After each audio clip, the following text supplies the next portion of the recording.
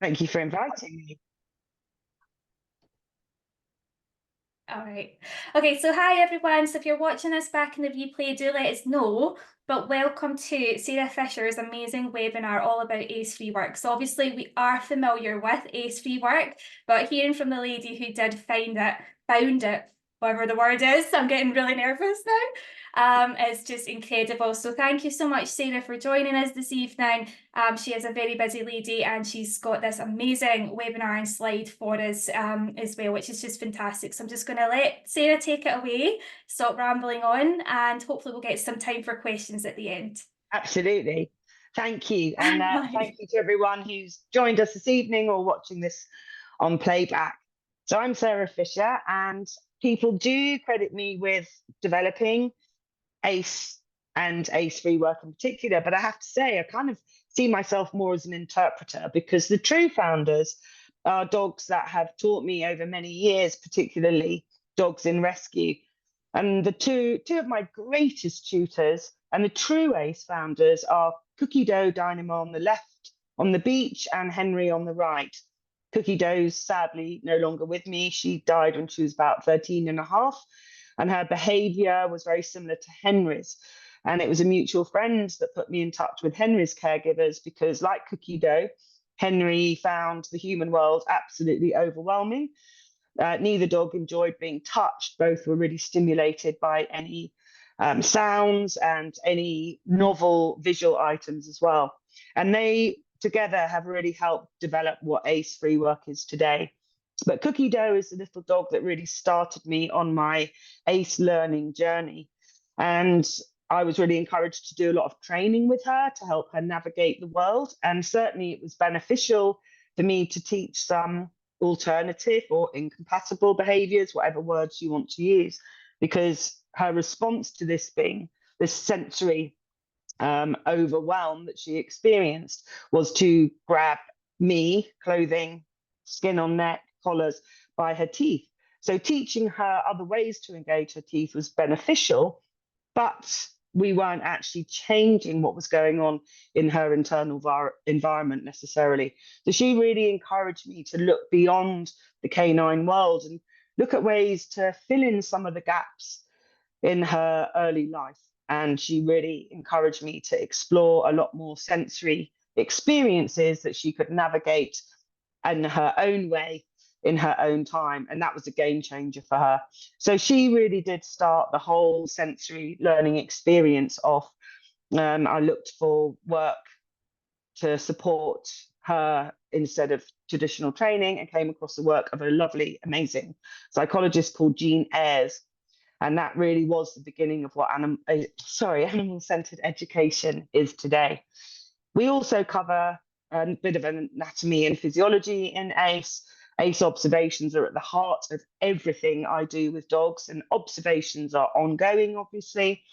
And also we do cover leash handling skills for the caregiver, and also introduce an ACE contact contract and mindful body contact. And I really encourage our students as well to consider rewarding education as opposed to reward-based training, because they're really not the same. We really want to make sure that what we're doing with our companions is truly rewarding for them. And just because we've paired something with a treat does not mean that it's a positive experience by any means. And obviously, sometimes there are things that we have to do for the health and well-being of an animal that they may choose not to engage with if we really did give them the choice. But some of the ACE principles really help us to break down that learning experience, improve our observations, and ensure we really are doing the best by the amazing dogs that grace our lives. And it was a dog called Sandy, this isn't Sandy, in the care of the RSPCA in the late 1990s, who started me off on coat patterns. And I'm sure Stephanie's covered that as well in some of the course content. But it really is an absolute eye opener. And I am pretty obsessed by looking at animals' coats. This dog, you can see, has got a square right over a really important anatomical junction, T13L1. And this is an area that often overworks because there's restricted mobility through the lumbosacral junction often linked to issues, I'm sure you know, with the hips and potentially the patellas too, and obviously also the lumbosacral spine. And this dog in the care of the RSPCA was quite overweight. He had an uneven gait, and he'd been in the care for a while, been signed over as a stray after he had been collected from Wales, and he'd bitten 3 times. And I was asked to go and assess him in the end of the 1990s. And when I asked for a bit more information about when he had bitten, it was when he was being groomed, when he was picked up to be put into a car, and when he was put on the vet's table, again, being picked up. So there were quite specific moments where the bites were triggered. And I said, well, let's look at him move. He's really unlevel and he's really overweight. And the caregiver said, oh, yeah, he's overweight because he doesn't really enjoy moving. And I said, well, we need to actually look at potential chronic stress, because chronic stress, including chronic pain, can cause weight gain. And when we actually started to watch him walk, they had the belief that he was lame because he was overweight. It was evident that he was overweight because he was lame. And I noticed the hair on the right-hand side of his hind leg, sorry, on the right side of his hind leg was changing. It was going in this sort of like feather pattern. And it was obviously over an area that had sustained some injury. So it looked like there was probably scar tissue there as well. And I said, we need to get this dog reevaluated. And the amazing care team took him back to the vet. He was x-rayed, and sure enough, at some point, that right hind leg had been broken. And there was a pin, there were pins and plates where the fracture had been probably many years before. And the pins were actually starting to move. They were starting to migrate. And can you imagine the discomfort that dog must have been in when his hind legs were scooped up to be put in the car and then put on the vet's table? And when we looked in a little bit more detail in his records, sure enough, he was being groomed on that right hind leg when he bit. So he was a dog that opened up the coat pattern world for me. And I've been sharing my fascination with coat patterns ever since. So this is a really obvious change, but you might see more exaggerated curls and swirls. You might see fluffier coats. You might see dry areas, everything I'm sure that's already familiar to you. And one of the primary benefits of ACE Freework is really beginning to understand whether our dogs are able to move in balance, to maintain balance with a leg at each corner at the station, or start to reframe our thinking if dogs need to keep moving. And instead of thinking, oh, well, they just have a busy brain, actually start to consider whether they actually have body pain. And this picture on the left with the writing swirl over the right hip was taken by someone who's now an ACE trainer of her dog pre a pain evaluation. And she just thought he was getting a bit older and the swirl over his right hind was just a little bit more exaggerated as a natural part of aging. But when she had him reevaluated after listening to me speak at a dog conference and he was put on different pain relief, you can see the coat really changed. So you are obviously in an amazing position to really start pairing coat patterns with touch sensitivity, because in my experience, the majority of dogs that I see are suffering from undiagnosed chronic pain. And again, ACE Freework can really help us understand what might be going on in that dog's internal environment.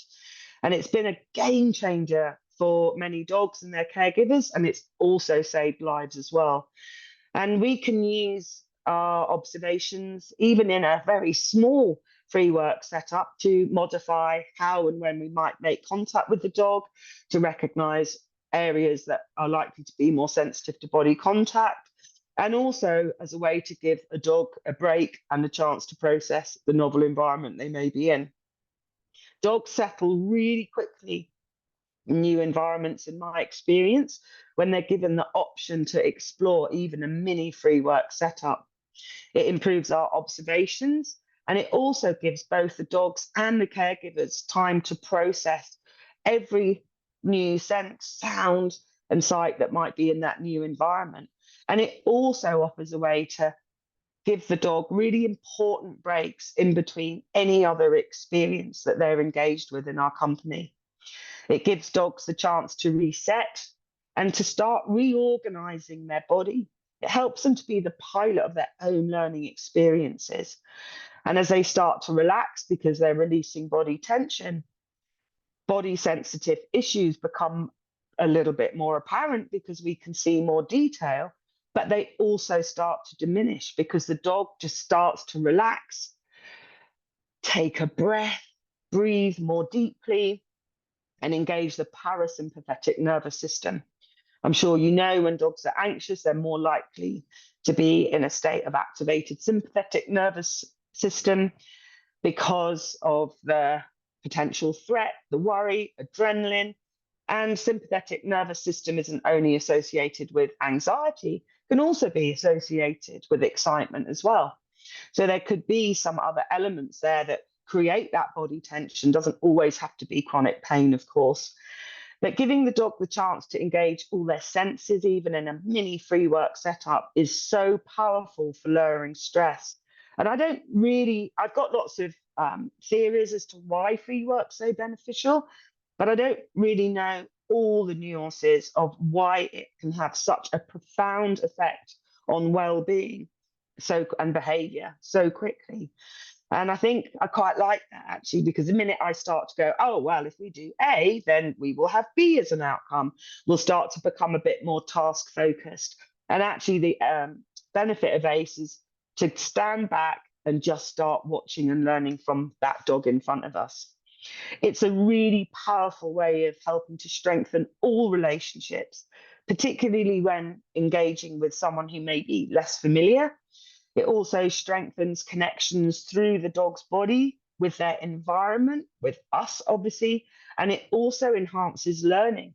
So dogs are more likely to remember powerful and positive experiences than experiences that are just associated with high stress.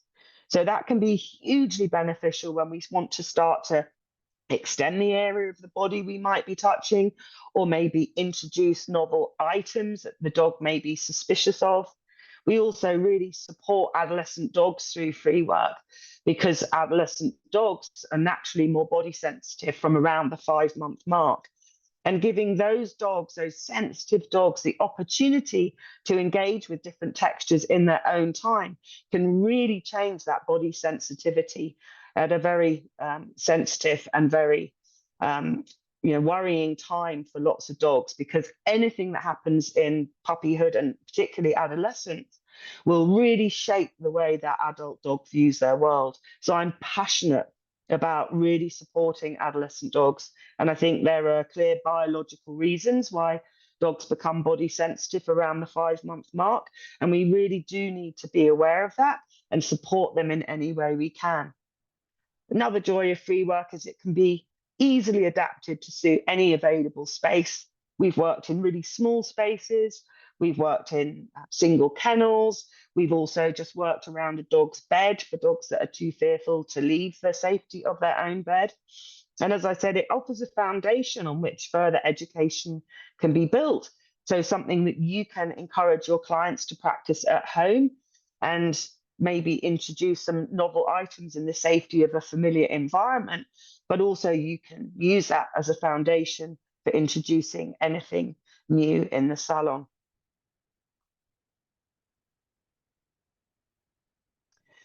So in Freework, we're looking at patterns. I've got pictures of obviously bigger Freework setups. It's really important that we start to recognize how the dog organizes their body. So I'm just going to take you through some of the observations and patterns that we observe. If you look at this lovely young Labrador, you can see that she hasn't got what I call a leg at each corner. It's not that we're going to lure a dog into that balanced stand, but I'm really interested as to why dogs can't access that for themselves. And if we get the station heights right, we watch the dog starting to reorganize the frame without the need for us to use our hands. But you can see that the right hind leg isn't engaged. She's got level front feet too, but I'm particularly drawn to her right hind leg. And you can see as she starts to explore a different station, Her front legs are coming closer together. They're more underneath her. They're parallel, but that right hind leg is still off and out to the side. So we're not going to jump to conclusions, but we are going to start making notes of what we see. And when something outside the arena arouses her, she comes into a more alert posture. You can see that yet again, that right hind leg, although it's more parallel to that left hind, isn't fully weight bearing. She's standing on her toes. She hasn't got that paw fully on the ground. So again, we're starting to be able to build a little profile for her. She's a really sensitive dog. She's sensitive to noise. But is some of that sensitivity due perhaps to potential undiagnosed pain somewhere maybe around the upper hind limb? And when she sees novel cows, again, she disconnects from that right hind leg. And you may or may not know, but there's a really strong correlation with the hind limbs and the ears, hind limbs and the tongue as well. And if we look at a picture of that same dog head on, we can see that her right ear is a lot more tense than her left ear, and she carries it further away from her body. So that's just confirming to me that she would definitely benefit from a full evaluation and some physical therapy potentially as well. So her sensitivity is going to increase her sensitivity to pain, obviously, but it could also be that undiagnosed chronic pain is making her more sensitive to everything in her environment, including body contact. So we always want to ensure that we cover slippery floors, even if we only cover the area where the dog might be standing or engaging with the station. We can also include clothing from an unfamiliar person. So if I'm engaging with a dog at the farm and the dog doesn't feel safe in my company, I can put little barriers around the free work area so the dog feels safe. There's no threat of me encroaching in that dog's space.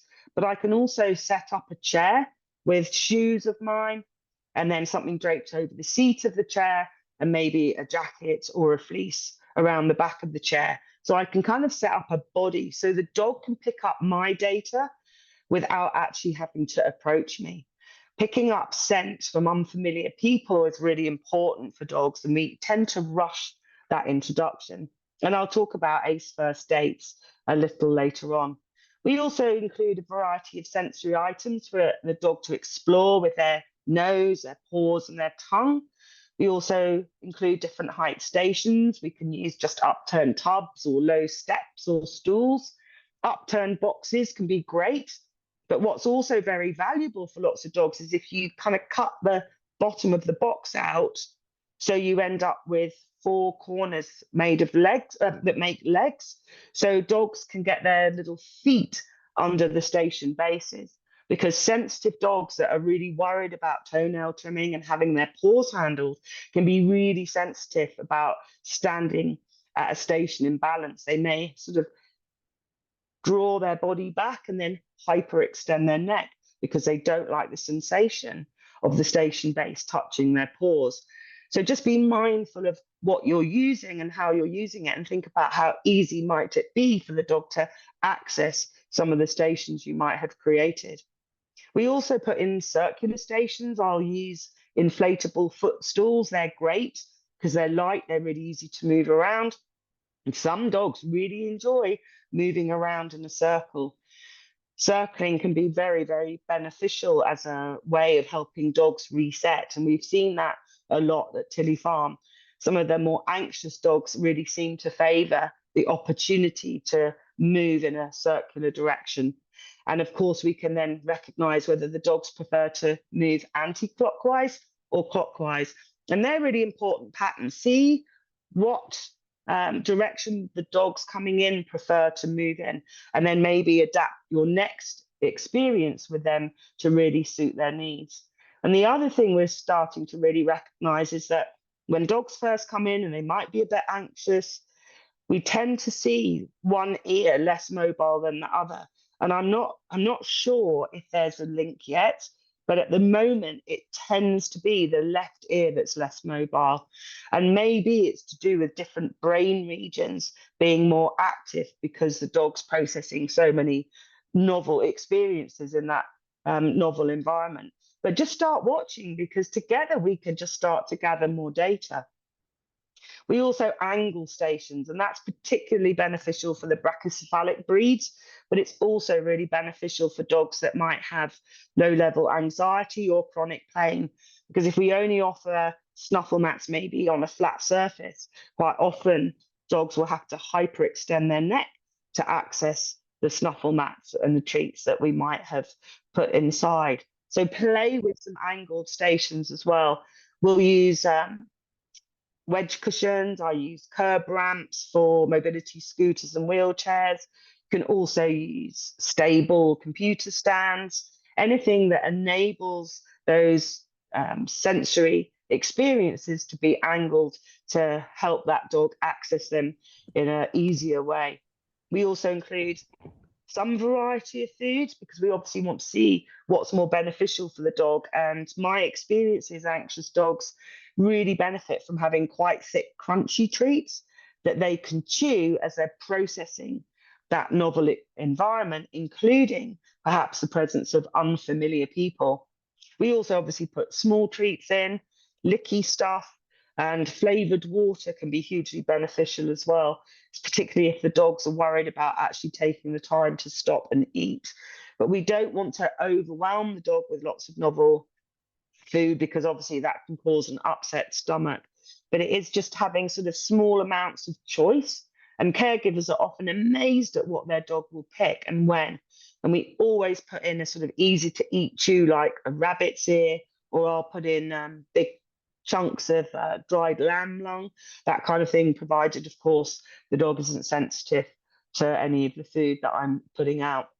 And if I know I've got a really sensitive dog coming to the farm, I don't put the food out. I ask the caregiver to put the food out when they arrive, because lots of dogs won't take food that's got the scent of an unfamiliar person on it if they're really worried about unfamiliar people. We also may put in a couple of toys. That's really important. Some dogs, when they're worried and need to decompress, need to hold on to a toy, or they might need to shred something. And I look at their engagement with that toy or cardboard box that we might have put out if we know that the dog enjoys shredding. I look at this intensity of that engagement. So if a dog's relaxed, they might just quietly pluck some of the sheep wool or toys that we put out, or just quietly shred cardboard. My dog Henry loves to quietly shred cardboard. But if a dog's really worried and really needs an instant decompressor, they'll shred and pluck really quickly. You'll hear that shredding when they're really anxious and they're frantic to decompress. Whereas when they're relaxed, you're more likely to hear the lovely movement of their tongue and their gorgeous lips. And I kind of liken it to maybe if you like to decompress with a glass of wine at the end of the day, do you just quietly sip that wine while you're cooking and chatting with your family or your friends? Or if you've had a terrible day, do you rush in, throw the first glass of wine back, and then drink the second glass of wine more slowly? You're looking for that instant relief from the stress you might have been carrying through the day. So that gives me a lot of feedback. So not only is it available for the dog to choose, if we put toys in, obviously, it gives me really important feedback about that dog's emotional well-being and when their emotional well-being is starting to change.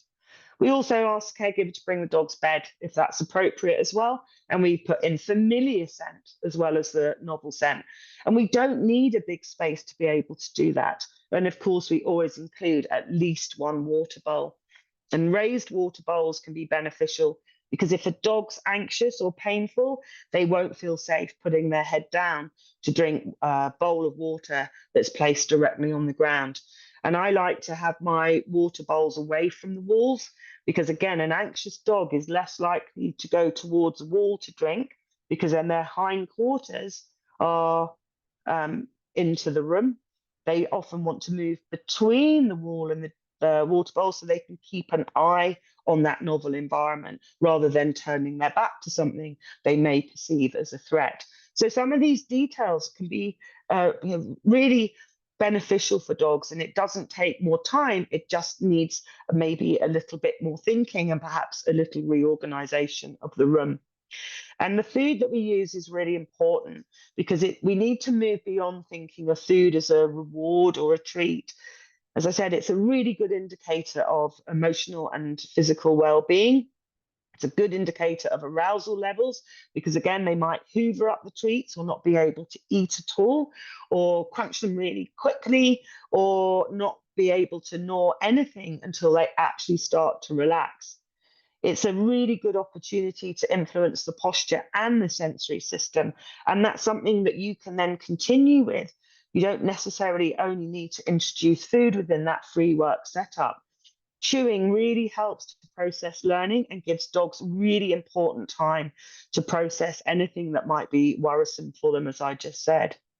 And we need to be aware as well that any enrichment opportunities that we're offering to the dog in any environment aren't necessarily enriching on a physical and emotional level if the offerings are too low or not easily accessible or aren't actually meeting that dog's needs. So gnawing and chewing also helps to lower cortisol levels, and it helps to engage the parasympathetic nervous system, particularly when they're chewing using both sides of the jaw. And licking, as we know, can be incredibly calming. And there's a really powerful link with the tongue and the hind limbs. So if you have a dog that's really sensitive about being touched around the hindquarters and limbs, and most adolescent dogs become sensitive around the hindquarters almost bang on that 5-month mark. Give them lots of licking opportunities if you can, because it really does help to release tension through the hindquarters and the tail. And that's to do with the fascia and how everything in the dog's amazing body is connected. So really think about the posture you're reinforcing as well, if you're offering treats from the hand or offering anything like a licky mat. Think about how you can make it more accessible and more beneficial for the dog.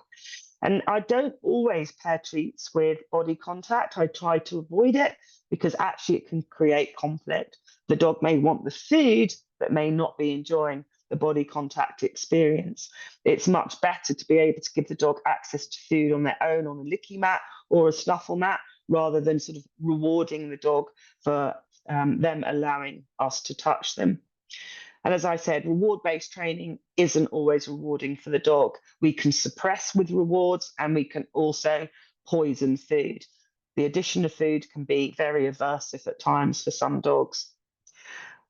What's really beneficial about having even just some simple stations out is you can add food to the station if the dog's comfortable with you adding food, and the dog's more likely to take food from a station than from your hand or on the floor. And I do a lot of work with shelters, and dogs that are really anxious come into maybe the paddock or the teaching room, and they can't take food, and the caregivers are trying to give them food from the hands. And I say, no, don't. You're putting pressure on them. There's slight social pressure. And also, they have to take food from your hand, and they may not be ready to take all that scent information from your hand. So let's just put it on a station. And the minute we put it on, even just a plain stool like the one in this picture, suddenly these anxious dogs can start eating. And we know we're going to be able to support them more through additional stations that we might add around the site, or an enhanced free work layout in a teaching room or paddock. So that's a really nice way of building that relationship, because of course a dog has the choice to take the food from the station and approach you. What I do, if the dog's a bit worried, we go through lots of slow steps, but I appreciate you don't always have the time for that. But I'll put a treat on a station, and then I step away so that I'm not there intimidating the dog by my presence. And it normally only takes like a few moments before the dog says, well, you hear me, you're not putting me under social pressure, I'm actually ready to start approaching you. So I like to have at least 2 stations so I can move to another station, and very quickly these anxious dogs say, well, actually, you are trustworthy, I'm going to come and join you at a station. And then we can start to build that conversation and strengthen that communication. And you can use anything that's appropriate for the individual dog. There's a picture here in the middle of the angled curb stations I use. And I use children's sensory play mats. I don't like using the licky mats with the squares, as if they're packed with too much food. They're great if you're using things like yogurt because they're easily accessible. That food's really accessible. But if the food's packed too tightly in those squares, they can encourage the dog to bite at the food. The dog starts to overarch his back or her back. They start to tighten the abdominals. It increases frustration. And obviously, it increases body tension. And that is not what we're after. We're looking for this slow release, this relaxation, excuse me, an engagement of the parasympathetic nervous system. Because when a dog's relaxed, they're more likely to enjoy body contact. And they're going to be less tickly as well. See that with horses, if the skin's tight, things like clippers are a real irritant. But if the skin's relaxed, then things that make the skin vibrate are less worrying for the animal. And obviously, increased body tension increases noise sensitivity as well. So we use a lot of the mini snuffle mats. These are amazing. A friend gifted me a pocket snuffle mat years ago when we were teaching at the Dogs Trust together. And then I asked another friend to make some, and she did. She's made me loads now, and they've been an absolute hit with all the dogs that come to the farm. And we can create sort of mountains of mini snuffle mats. They're really easy to wash. Dogs can move them around. I can have just a single pile and keep a dog engaged for a long time, as you can see with this lovely little dachshund. So if you don't have much space, you don't need to have a lot of different items, which obviously can be a pain to store. Just have sort of a few creative things like this that you can use to create a pile on the floor, and also sort of sensory trays. They're brilliant. They're absolutely brilliant. And I'm very grateful to the person that first gifted me one. I have to say they've changed a lot of dogs' lives. If we do use snuffle mats, quite often single snuffle mat, a little bit boring. Cookie dough taught me that. Took me longer to fill a snuffle mat than it did for her to grab it and flick it with her amazing terrier DNA. She'd just pick it up and scatter the treats. But then I watched her thinking, hang on, what am I missing? And I watched her going around our farm and going into the scent barn where the donkeys spend the night. And what she was doing was quietly pushing her head into the banks of straw, searching for rats. She would have been an amazing ratter, but I don't like my dogs killing wildlife. But she just enjoyed quietly picking up the scent of where they'd been. And she was pushing her head through the straw, and I realised that pushing of the head through the straw was a really meaningful part of that engagement for her. So I asked a friend to make me lots of thin snuffle mats before we discovered the benefits of these mini snuffle mats, and I put those in a bank for her, and she then could push her head through each layer, and she never grabbed a snuffle mat and shook it again. So it is about, again, sort of seeing what does the dog enjoy. I don't want someone to take me to the cinema and tell me I'm going to watch a type of film they enjoy. If they're inviting me to join them at the movies, and they'd like me to go with them, I kind of would like a bit of a discussion about what we're going to see. So I kind of apply that same principle to dogs as well. These single stools are great from Dunelm, and we can put little toppers on them. Those are little Freework mats, I'm sure, that are familiar to you because you can tie them on as well. And we can put a little paws up board in front, particularly for the dogs that are a little bit croup high through adolescent. Giving them the opportunity to put their paws up on a low platform is really beneficial for lots of dogs that are really sensitive to contact in the hindquarters, especially during that phenomenal adolescent phase. So that can be a really important detail as well. But we never would put boards all the way around the station because then, of course, we're removing choice. We might start with a single floor forager. This little darling Mini Winnie, she'd never eaten in front of her companion when she came down to visit Tilly Farm for her first free work experience. And that was one of the caregiver's goals, that she really wanted Mini Winnie to be able to feel safe enough to eat in front of her. Obviously, she was going to need grooming, and she really wanted to sort of expand her world. She came from a breeding establishment. She had a terrible life. She was a breeding bitch, overbred, and was absolutely terrified of the world when she was first fostered and then adopted by her amazing caregiver, Dee. So all we did was set up stations made of different textures. We didn't want any um, stools or anything that visual information could have been utterly overwhelming for her, as she was living in such a deprived environment for so long. And that really can actually impact on the visual system in the growing dog. So we just started with a mat, this pickpocket floor forager, which is fleecy, and her bed. And much to our amazement, she started to explore and leave her bed. And then she started to pick up the treats that we'd put on the top of the floor forager. We didn't want them to be difficult for her to access, obviously. Don't want to test dogs, don't want to make something hard. The whole point of ACE is helping to enhance the well-being of the dogs through calm, successful exploration. Not only did she start eating, it was a very emotional experience for me and her caregiver. She then sat on the pickpocket floor forager and eventually lay down. And this is something we see a lot with a combination of fleece. Sometimes it happens with lots of little fleece mats, the little snuffle mats that I just showed you. The combination of that warmth of the fleece with food, I am sure, is tapping into those early memories of that puppy suckling from his mum or her mum along with siblings. And I think there's something very powerful about pairing food with quite specific textures, particularly when we're supporting anxious dogs. And we always ensured that her bed was part of every single Freework setup. And from a little dog that was spooked if she saw something novel, if she touched something novel, and a little dog that could never eat in the company of her caregiver until her first Freework experience, her Freework setups became more and more elaborate, and her confidence just grew and grew.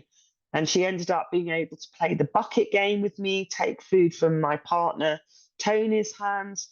Her whole world opened up thanks to her amazing caregiver and Freework. So here's some ideas for combination stations. One on the left we call Aoife's Island, gives the dog the opportunity to move in a circle, but also we fill it with snuffle mats or pickpocket floor foragers and bean bags, whatever the dog might enjoy. But it also enables the dog to kind of put their head down, root, and then peek out again. So it can be a really valuable starting station for anxious dogs. We can also put a combination of licking opportunities on the snuffle mat on an angled station. And you can see here, this station allows the dog to get their paws right under it. So great for a sensitive dog, maybe worried about having their feet handled. And then we can start to add in little boards underneath. So we start to add in different textures. Once the dog has already been able to access and seemingly enjoy that station, we don't want to add too much too quickly. And giving the dog the experience of feeling different things under their paws can be really helpful for dogs that are sensitive about having their feet handled and their toenails trimmed. And in my experience, dogs that really struggle with toenail trimming are suffering from chronic pain. We can also then add some of our magic mini snuffle mats around that angled station, because dogs do this amazing data gathering pattern where they scent from the ground up if they feel safe and physically comfortable enough to do that. This is just the snuffle tray that I mentioned earlier that we just fill with different snuffle mats. We can also put in bean bags in here, much easier, obviously, for us to move it around. But for some dogs, they actually prefer to put their heads into something. But many dogs are really happy with these snuffle mats just on the ground. We'll also bridge, so we'll create stations outside. So if a dog's worried, we'll put little stations in the car park near where they're going to park, and then we'll put them sort of along the route to the teaching environment. We'll do that in the shelter as well when we're moving between rooms or navigating our way around the site, because dogs really pay attention to these stations. It really triggers the seeking system, and it can really be beneficial when dogs are moving between environments, and obviously when they're leaving an environment and maybe going back to their familiar environment, like their kennel or their car perhaps. So think about how you might be able to do that as well. If we don't have access to lots of stations that we can put out, we also see what's in the environment that we could use as a natural station. It's not always appropriate to have stations out in different shelters for obviously infection control, but we can start using some of the natural stations that might be in that environment. So again, you don't have to spend lots of money, just need to be a little bit creative with your thinking. And ease of access is really important. So if a dog can't eat, try flavoring water. And this tip came from Becky Howe. She was supporting an anxious dog who just couldn't eat in the company of unfamiliar people, but she noticed the dog did lap water quite frequently. So she just took little pots of water. Don't want dogs taking on lots of water through anxiety, because that can be a real health problem. So I said, oh, let's build on this. What about having flavored water? So these anxious dogs can just quickly lap some of that water. They don't have to stay still and crunch, because many fearful dogs can't eat at first, and body tension blocks the olfactory system. So dogs with chronic pain and significant body tension may not even be able to smell the food. So a little warm flavored water can start to open up that world for the dog. And we want to try and get the station height right if we can. Just going to finish with a few pictures and a video if I've got time as well. If you look at Sheba, she's a senior German Shepherd. We did have a lower station in the room for her because she'd spent 11 years living in a kennel attached to a yard. So she would have had an 11-year reinforcement history of eating from the ground. So we also do want to sort of offer something that might be more familiar to the dog, but also obviously want to try and get a station height that's going to support them on a physical and emotional level, because you can see that lower station means she has to drop her body. She's low on those back legs, and we know that she's got significant arthritis in her body. So although she did keep going to this station, it's not the most beneficial for her in terms of supporting her frame. And you can see this station, this Hattie, as I call them, on this stool, it's too high for her. She's had to draw her hind legs together, and she was pretty unstable. You can see to compensate, she's had to rotate her front legs and place them out to the side. So this, not very beneficial for her. That's not going to help her release body tension and build confidence. And she was amazing. She was really worried about unfamiliar people, but her caregiver, Chloe, works in Battersea. Sheba went to Battersea in May 2023, and she was obviously given immediate pain relief. She was really lame. She's now on Librela and Loxicom as well.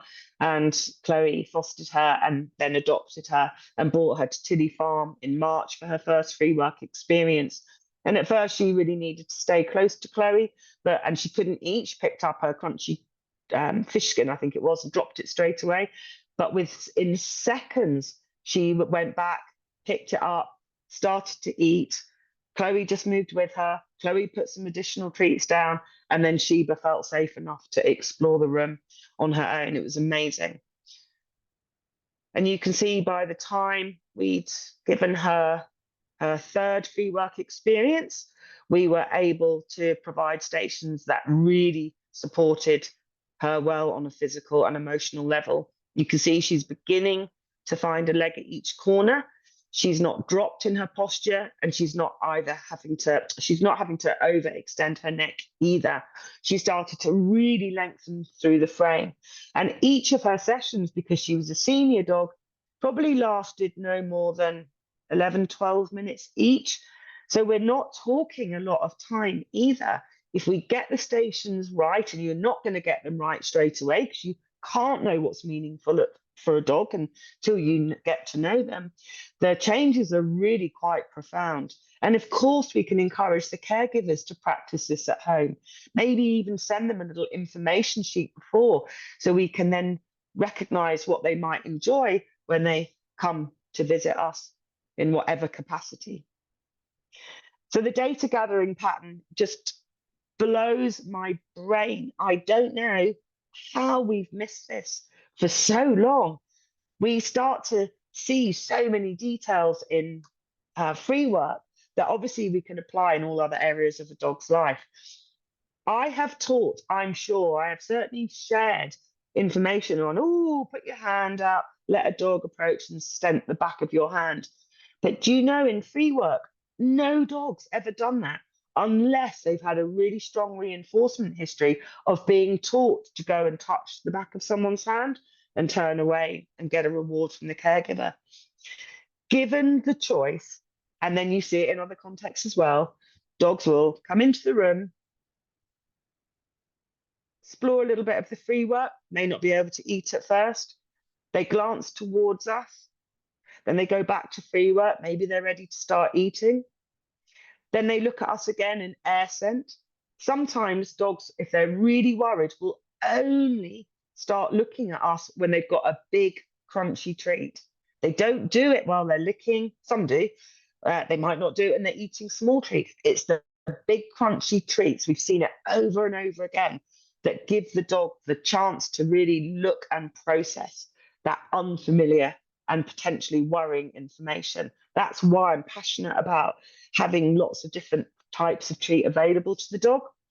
So then they start to air scent towards 1 or 2 people. If we have 5 or 6 people watching, they then go back to Freework, and then they start this sort of really casual walk by where they'll walk by the 2 or 3 people they've started air scenting, and then they do not approach any of the other people or walk by them. They go back to Freework. Then they approach the people that they've done the walk by, and they start scenting the shoes or lower legs if they feel emotionally or physically safe enough to put their head down towards the ground. And once they've scented the lower legs, they then might do the walk by some of the other people that are watching the session. And then they come back and they start scenting from our hip up or from our arm up if we're resting our arms on our laps, as Dee's doing with Jonty in the picture on the screen. And then they'll come and orientate themselves and start air scenting our breath. They start to air scent towards our face. And obviously that's not necessarily appropriate because lots of people don't want dogs scenting their face, but just be mindful that a dog may be air scenting towards you to get really important information from your breath, because your breath has a unique signature, just like your fingerprint. We've tried other ways of giving them the opportunity to pick up our breath, but haven't come up with anything that's successful. Most dogs don't jump up at that point, but I do wonder if the jumping up is part of that need to gather information really quickly. No dog has done what their caregiver thought they were going to do in terms of greeting unfamiliar people. So even when people go, oh, my dog's going to jump all over you, my dog loves people, my dog's going to need to say hello to everybody, my dog's going to need to jump up and lick everyone's faces. In Freework, when they're at liberty, no dog's done this. And I've been watching dogs for years. It's amazing. So that's why we can add shoes in when we're putting unfamiliar, or we're putting clothing in from unfamiliar people, because putting the shoe in really enables a dog to start that data gathering from the ground up. If they're anxious, they won't, or they're painful, they'll start from the hip up if we're sitting. It's amazing.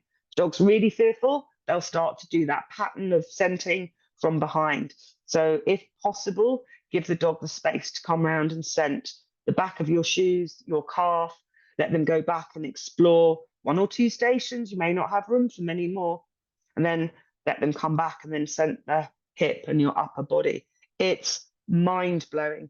And I think that we interrupt that pattern. We don't recognize that pattern. We lean over them and we worry them, or worse, we reach down and ruffle ears.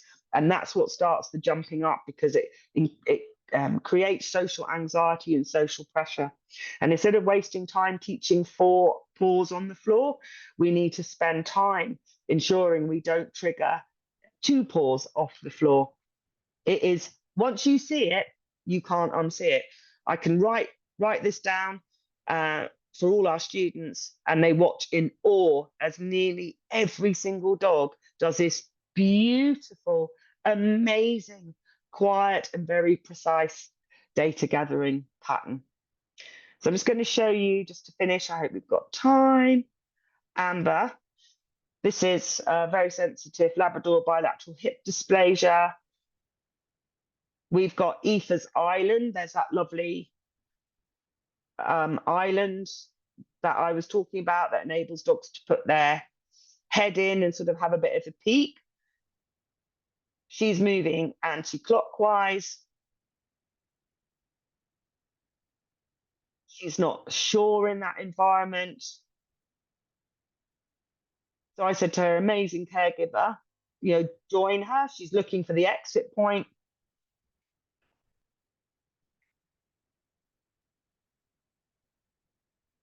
These familiar stations have come from Amber's home. Aoife's Island was novel one for her, but she's got her own familiar station, so that's really valuable. Like I said, you can ask caregivers to bring something from home. And there she is enjoying Aoife's Island. She's really sensitive to unfamiliar. Let me rephrase that. She was really sensitive to unfamiliar people. And Pauline's just been amazing supporting her. And yeah, the partnership's just a joy to watch. So I'm saying to Pauline, now you just add food. I didn't put any food out. Really important for Amber that food was coming from Pauline, and Pauline had set it up already before she went to collect Amber from the car. And Pauline's just there. So if a caregiver needs to be there for quiet support, absolutely, that's what we're going to do.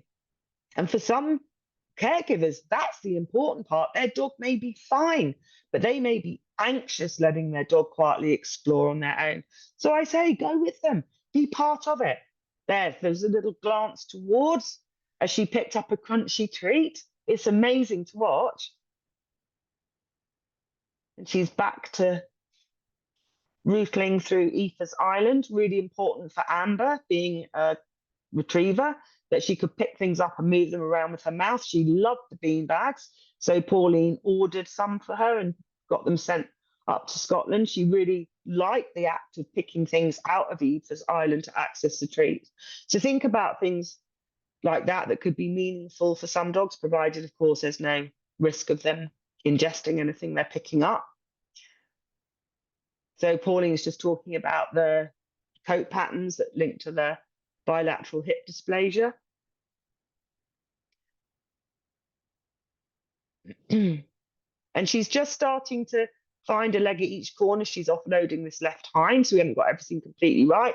But also Amber had travelled some significant distance the day before, so not uncommon that they're a little bit stiff when they get to us, even if they don't have underlying physical problems. So you can see Amber just needs that quiet input and support from Pauline. But she's just starting to weight bear a little more evenly on that left hind, which just tips out of balance again. We want to kind of capture the moment where she is able to start finding that leg at each corner. So we'll take out stations, change the height, add in different ones. That's a much better stand. Oh, and then she just tips out of balance again. But it's okay. We're starting to get a really good idea of what's beneficial for her.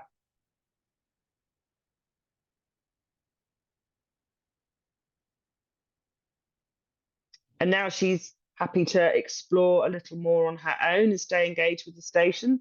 There's the look towards and the air scent. And now she's going to start a walk by. It's so obvious, isn't it? But so beautifully nuanced. I don't get the whole walk by because I'm filming and I don't want to upset her. So there she goes. She's walking by me. And I'm going, my God, she's doing exactly what I've just written on the board behind us. She's scenting someone's bag, so that's another option instead of shoes. There we go. There's the shoes and lower leg. And there she's walking by the other people. We have got so many clips of this beautiful, I call it almost a sort of conversation, because that's what it is on film. So just to finish, start to recognize, obviously, when a dog's had enough. And again, in Freework, we've seen dogs on average explore for 17 minutes and then they need a break. And that has made me think, how often do we do too much with dogs when we're taking them into novel environments, when we're helping to extend their life skills through educational classes. When we're taking them on a walk, maybe we have a perception that the more we walk them, the better their life will be. Well, that's not true. 17 minutes seems to be the capacity for absorption of new information. And that's probably why TED Talks are 18 minutes long. And I also read about a study with people that are in early stages of cognitive decline, where 17 minutes just sitting mindfully, paying attention to the heart rate and their rate of respiration, and paying attention to what they were feeling in terms of their clothing and maybe their hands touching the arms of a chair or a table in front of them, was enough to start changing what was going on in their brain. And they don't know why it changed, but they do know there were significant changes. 17 minutes mindful sitting had a profound effect on cognition in elderly people in this group. And that is absolutely what I've seen as well. So think about how you can break down any experience, maybe into 17-minute time budgets. So when I talk to people who've got anxious dogs, I go, just pay attention. If you're going out for a walk, when does the dog indicate they want to come back? And everyone, when they actually stop and really watch their dog instead of walking their dog, just being with their dog, nearly all the dogs are absolutely at capacity after 17 to 20 minutes. So when we are in Freework, what we start to recognize, and of course you'll know some of the stress signals, you'll be well aware of all those, we start seeing them needing a big drink, picking up a chew. Maybe they start flicking their eyes up and looking at the ceiling. They start air scenting and moving towards the exit points or windows, just as they were air scenting and starting that walk by with us as part of that Freework experience. Sometimes we'll hear or see an increase in the panting. The mouth will open more. They might need at that point to pick something up in their mouth. Sometimes dogs will pick up a licky mat, for example, and move towards their caregiver. And their caregiver says, oh, look, they want me to carry on. I said, they don't. They've had enough. And if a dog's painful, the amount of time they'll explore for will be even shorter, be maybe 8 to 12 minutes, perhaps. They'll start to default back into habitual movement patterns. So they might start circling, they might start weaving between some of the stations, or they start to offer reinforced behaviors such as hand targets, nose touches, chin rests, or they start staring at the pocket of the person or the treat pouch, or actually they start to counter surf our kitchen area as well. And again, once you see it, you can't unsee it. And people go, oh, my dog wants to learn more if they start to stare at a treat pouch. And I say they don't. They're defaulting to behavior that requires no thinking, so that the rest of their nervous system is processing all that novel information. And they might start touching or looking towards their equipment. They might even walk over, touch it with the nose, and then walk to the door. The communication is mind-blowing when we take time to sit back, just be, and really listen to what these amazing dogs have to say. So I hope that's given you a little bit more information on Freework and maybe some new ideas, but I'm sure if Stephanie's been teaching you, a lot of this won't be new information. But I hope you enjoy exploring Freework with your clients, but also with your own companions too. Because if we're busy supporting other caregivers and dogs, quite often our dogs don't really get as much input as maybe we'd like them to have. So Freework's brilliant because 17 minutes, mindful interaction together can meet all the needs of your amazing companion. And it's also a really peaceful reset for you. Thank you. Sarah. Is that all right? My mind's about blown up. Do you know what though? There's so much information about ACE Freework that I didn't even have a clue about. I think one of the kind of the most important it is good, but it's also very stressful. I feel the same. No. I feel the same. People go, oh, I've kind of done Freework, and I go, sorry. I haven't done free work. I'm not done with it Yeah. because there is so much. We're discovering new things every time because learning comes in layers. So you see something and that occupies a big part of your brain and you see it repeated multiple times. And then once that's become familiar and your brain's no longer going, wow, then your brain can pick up the next piece of new information. And I just think, how have we missed so much, Stephanie? It's incredible. And I think the benefits of obviously students in HE, we're all encouraged to record what we're doing every day to look back Great, on so that we can pick up, things we're maybe not picking up great. at the time. But there's just so much to it, Sarah. Honestly, I've wrote so much notes down. I think we're going to have to watch Great. this back about 5 times to actually go through it all. But I think the most important question to ask you is, where do we actually learn to be practicing ACE practitioners? We do online courses and we also do practical Oh, workshops at Tilly Farm. So we okay. have global students, as do you. We've just started module one again on, well, yesterday, yeah, last Ah, night. So we right. do 3 weeks online and then 2 days practical at Tilly Farm. But for people that can't travel to Tilly Farm for any reason, then we do that second part online. My companion and amazing colleague, Sarah Whiffen, she's been part of ACE since it sort of developed 17 years ago because she used to work at Battersea. So she and I sort of kind of helped it evolve together. So she teaches the second part of that online That's perfect element. because some And of us also, obviously. we do online courses. We start Freework Fortnight in July, and that's a 2 week online program. I think we've only got 3 places left on that. Then we also have Ace Dog Detective that runs online, I think in October or November, and that's a 3 week online only course. So there's a variety of ways you can learn because we really encourage people just to come and start exploring Yeah. how they can integrate some of this in their existing fields of expertise. So we encourage people to use it the minute they've seen me speak or been even on one course because it is mind blowing.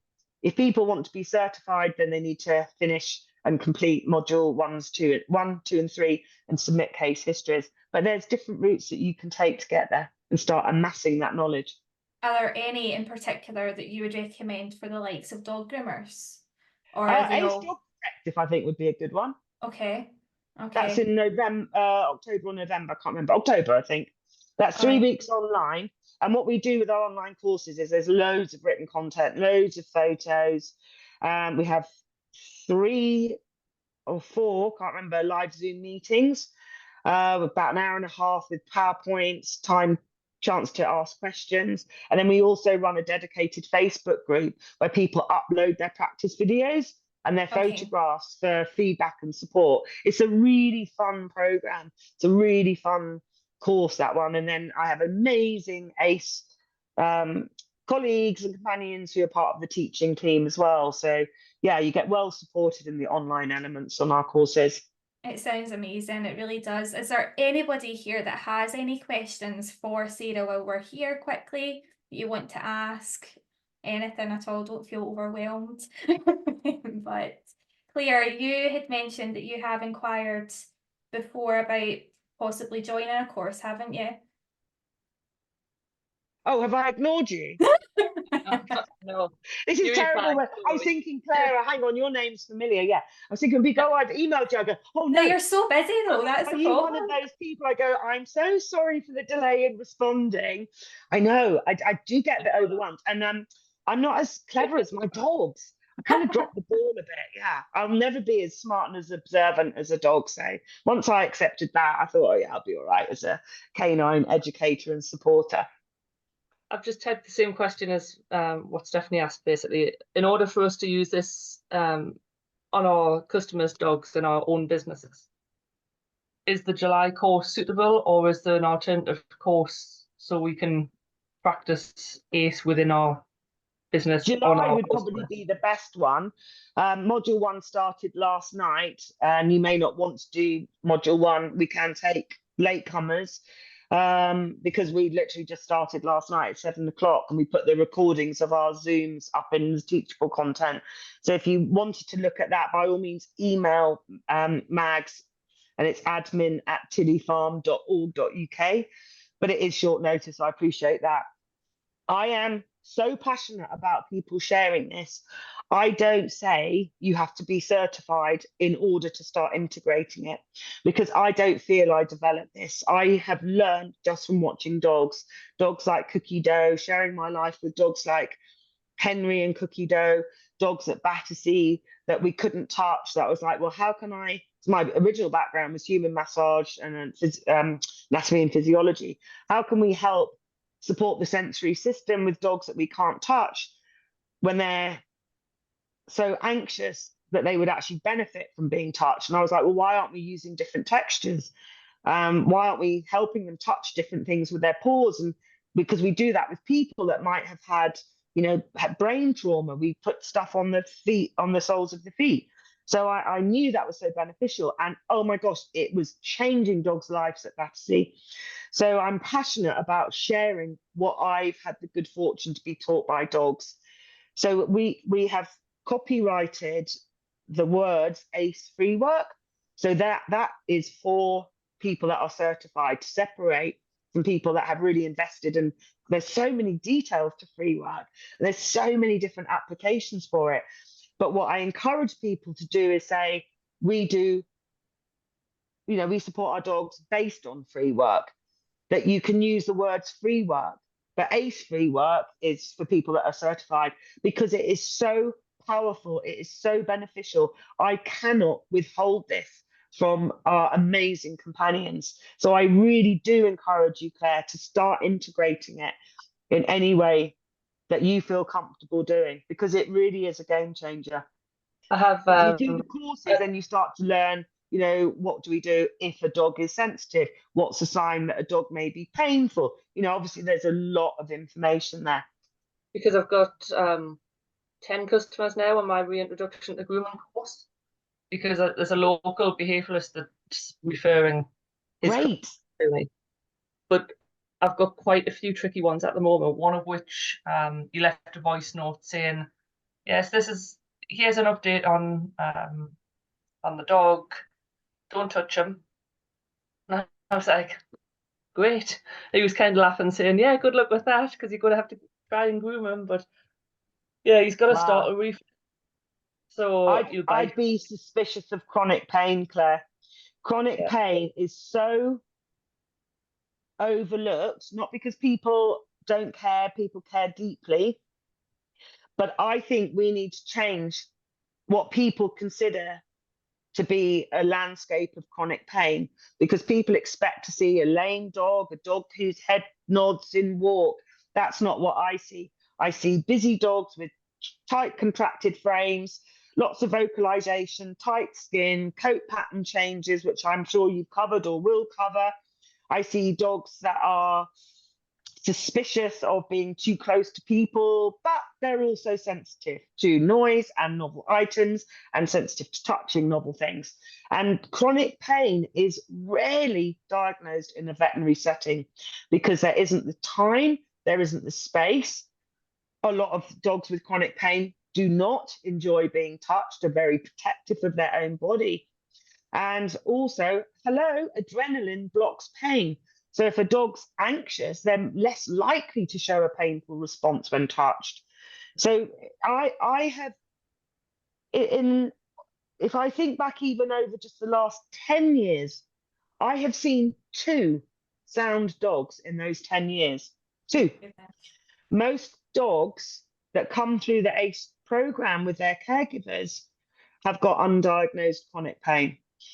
Just recently, we've had a dog diagnosed with extra lumbar vertebra and a partial tear to the cruciate ligament, bilateral hip dysplasia for another dog, spondylosis for another dog, luxating patella in another dog.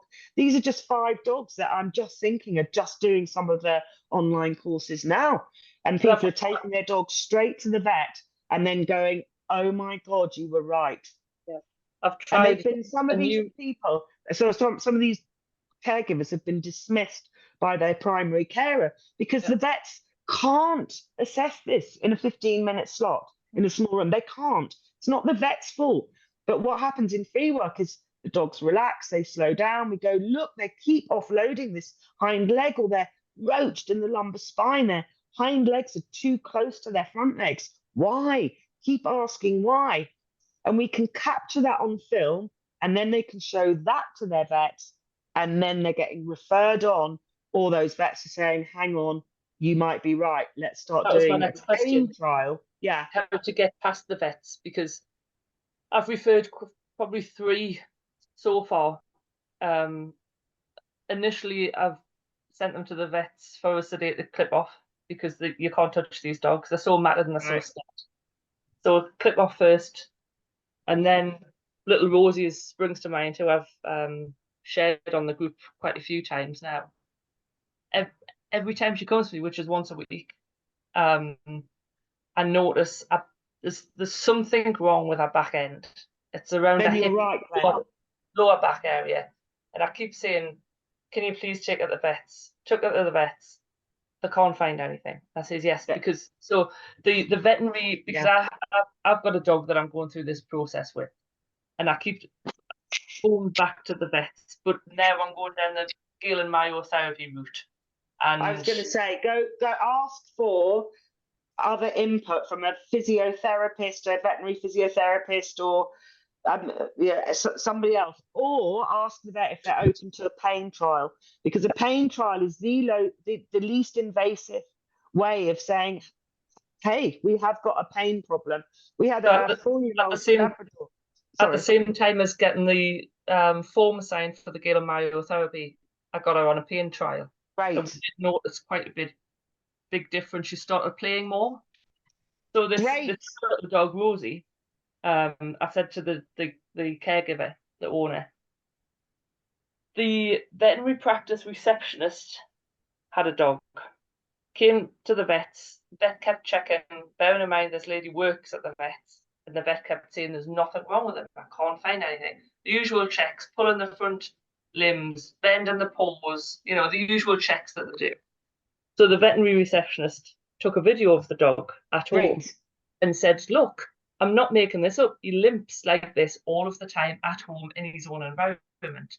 So he says, right, the next protocol is an X-ray and a scan. Then he had a massive tumor on his shoulder. Oh, and you know, and the vet she says he was mortified, because you know he'd been saying all these times, all these visits, when I was pushing and pushing, there's something wrong. But adrenaline blocks pain. Yeah. I could go to the doctor and say, oh, you know, I've got some pain somewhere, and he could move all my joints. I 100% have arthritis, but you could actually mobilize every single joint, and you wouldn't see anything different in the movement, and you wouldn't feel anything different in the moment. I have pain, but I can take painkillers. And arthritis starts in the bone and is painful long before it's evident on an X-ray as well. And I'm convinced that dogs are just like people, because there's deferred pain. So if you go for a massage and they massage you kind of in your kind of bottom area, but they're actually releasing something else, or you know, because pain travels. It does, but also compensation patterns are painful. So this dog was doing free work and sensitive to other people, 4-year-old Labrador, and I said, if you look at the lumbar spine, he's just roached through it. He looks like he's got some sight hound in him, and I knew he didn't. And his hind legs were just rotated out slightly. So I want to see, can they weight bear with 4 legs on the ground and track up so their hind legs are following their front limbs? And if the answer is no, and it's repeatedly no, we're looking at chronic pain. Could be soft tissue, could be gut pain, because dietary sensitivities actually can trigger a similar posture to hip dysplasia. So we kind of went through all these questions with this lovely Labrador, and the caregiver is mind-blowing. She's mind-blowing. And she said the vet says nothing, there's nothing there. Can you send me video? So I clipped out some of the videos that I'd taken of him and sent her a very specific section saying, look, he's circumducting that left hind leg in walk. He's having to swing it out to the side. No. Physiotherapist looked at him. No. She was getting so frustrated. She went to another vet, and at some point the dog had a mouth injury. And the vet gave him pain relief for the mouth injury. And when he was x-raying the mouth, found arthritis in the jaw. Dog's 4 years old. Very positive response to the pain trial. So she just kept pushing and looking, and finally was being listened to. And they did an MRI, and he's got a congenital disease of the lumbar spine, and he's 4. And you could absolutely see it in Freework. So we have to help vets navigate this pain landscape, because also bear in mind, most vets are never going to see a dog that's really well unless they're just going in for an annual health check. So their brain, poor posture will be familiar. There's the dog's tense, the floors are slippery, there's no room, there's no time. It's pretty impossible for them to make an accurate diagnosis.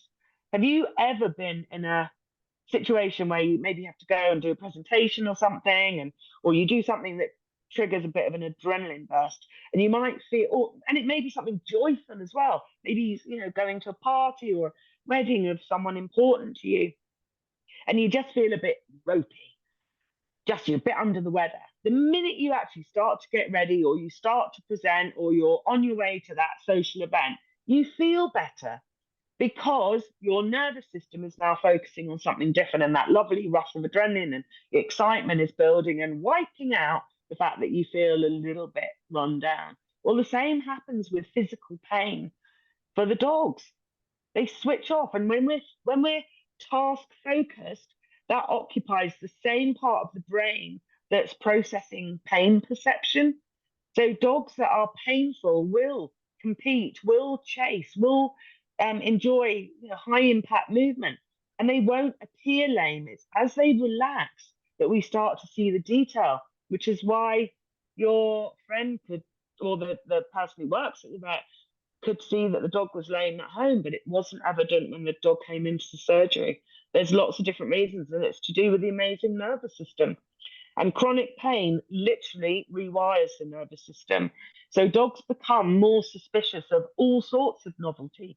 They become more suspicious of painful noise. They become more suspicious of body contact, nail trimming. The minute someone says you cannot touch my dog, it's an immediate red flag for me. You've got chronic pain that's been consistent for quite some time in all probability. And if you suspect something going on in this dog's hind legs, Claire, I would say you're 100% right. What do you think? We could go on for hours and hours, Sarah. We're conscious of the time, because we know that you're busy, but honest to goodness, there's so much to get through with this. It's unbelievable. And we as groomers come across so much examples. You're going to be the first port of call for lots of these dogs. Yeah. And it's the same with people that are, supporting dogs through education and behaviour. That's why I'm so passionate about sharing all this, because we have to empower the primary caregivers to support that guardian who's come to you for help, and they know probably that there's something not quite right, that maybe they're not being heard, or they've been told you're over concerned, or you're over worrying. Don't worry. So many people are told that, and we have to be able to open up that conversation, bless you, and really support the learning for everybody involved in that dog's life, including the vets, the groomers, the educators. So thank you. No, thank you so much, Sarah. I think if anyone else has got any questions, then you can reach out to Sarah at any point. When she has time, she'll try and get back to you. Chase me up. Just ping her a wee message. But I think a lot of us will be really interested in taking part in your courses for sure. I'm definitely going to be signing up to one. You'd be welcome. Even the coat changes thing, I mean, we vaguely tap into it, but it's mind-blowing. Yeah, that's something I really want to explore a lot more as well, and I think everyone here will. But thank you so much for your time, and I'm sorry that it's went on 20 minutes. Oh no, listen, I can talk for England. I love talking about this. So thank you for listening. No, thank you very much. And like I say, if anyone does have any questions on the replay, just pop them in the comments, or just reach out to Sarah. I will share your website as well, just for people so that they can get access to your Thank you. courses. But no, Yes, it's the been an online absolute courses pleasure. are on animalcenterededucation.com. You Okay, can see what online courses we have there. And then we have the Tilly Farm website, tillyfarm.org.uk, where you can see a list of the in-person dates as well. perfect. And that will appeal as well a lot to the international students hearing that there's online Yes, and options. we So have, that's great. yeah, we have our ACE Advanced tutors are running their own courses that we advertise as well, because we're really into collaboration. So really encourage people to study with some of our amazing ACE teaching team as well. So there should be quite a few options for you. That's lovely. Thank you so much. And Thank everybody, you. I hope you have had a lovely Take care. experience. In the meantime, I'll talk to you all very soon, but thank you again for coming. Thank All right, you. night night. Take care. Bye. Bye. Bye.